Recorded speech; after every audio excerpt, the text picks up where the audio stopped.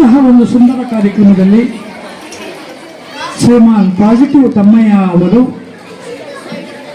ಸುಮಾರು 1 ಗಂಟೆಗೂ ಮಿಗಿಲು ಅವಧಿಯಲ್ಲಿ ನಿಮ್ಮೆಲ್ಲರನ್ನ ಜೊತೆಗೆ ಮಕ್ಕಳಿಗೆ ಪ್ರಶ್ನೆ ಮಾಡುವ ಮೂಲಕ ಹಾಗೂ ಇಲ್ಲಿ ಸೇರಿರ್ತಕ್ಕಂಥ ಪೋಷಕರಿಗೆ ಒಂದು ಉತ್ತೇಜನದಾಯಕವಾದಂಥ ಕೆಲವಾರು ವಿಷಯಗಳನ್ನು ನಿಮಗೆ ತಿಳಿಸಿದ್ದಾರೆ.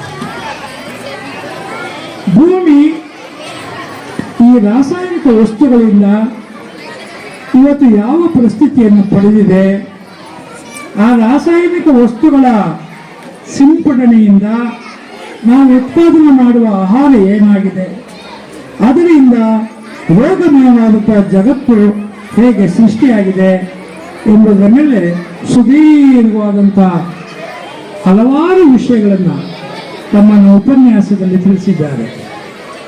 ಜೊತೆಗೆ ನಾವು ಮುಂದೆ ಏನು ಮಾಡಬೇಕು, ಯಾವ ರೀತಿಯಾದಂಥ ಬದುಕನ್ನು ಕಟ್ಟಿಕೊಳ್ಳಬೇಕು ಎಂಬ ವಿಷಯವನ್ನು ಮಾತನಾಡುವಾಗ ಸುಮಾರು 50 ವರ್ಷದ ಹಿಂದೆ ನಮ್ಮ ಪೂರ್ವಿಕರ ಜೀವನ ಹೇಗಿತ್ತೋ ಅಂತಹ ಒಂದು ಜೀವನವನ್ನು ರೂಪಿಸಿಕೊಳ್ಳಬೇಕು ಎಂಬುದರ ಬಗ್ಗೆ ಒಂದು ಸುದೀರ್ಘವಾದಂಥ ಉಪನ್ಯಾಸವನ್ನು ನೀಡಿ ಇಂದಿನ ಕಾರ್ಯಕ್ರಮಕ್ಕೆ ಹೆಚ್ಚಿನ ಮೆರುಗನ್ನು ನೀಡಿದ್ದಾರೆ.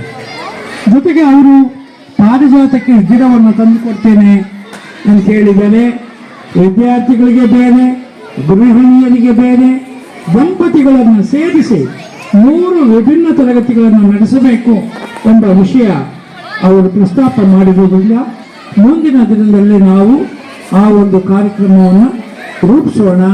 ಅವರು ಯಾವಾಗ ಪಾರಿಜಾತ ಗಿಡವನ್ನು ಈ ಕಡೆಗೆ ತಲುಪಿಸಲಿಕ್ಕೆ ಪ್ರಯತ್ನ ಪಡ್ತಾರೋ ಆಗ ಎಲ್ಲ ನಾಗರಿಕರು ಮತ್ತು ಪೋಷಕರು ಆ ಗಿಡಗಳನ್ನು ಪಡೆದುಕೊಳ್ಳುವ ದಿನ ನಾವು ಮತ್ತೆ ಒಂದು ಕಾರ್ಯಕ್ರಮವನ್ನು ಮಾಡೋಣ.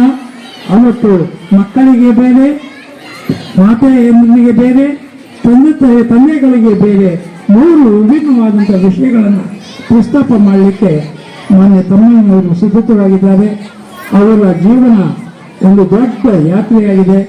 ಆ ಯಾತ್ರೆಯಿಂದ ಬಂದಂಥ ಅನೇಕ ಅನುಭವಗಳನ್ನು ನಮ್ಮ ದಳವಾಯಿ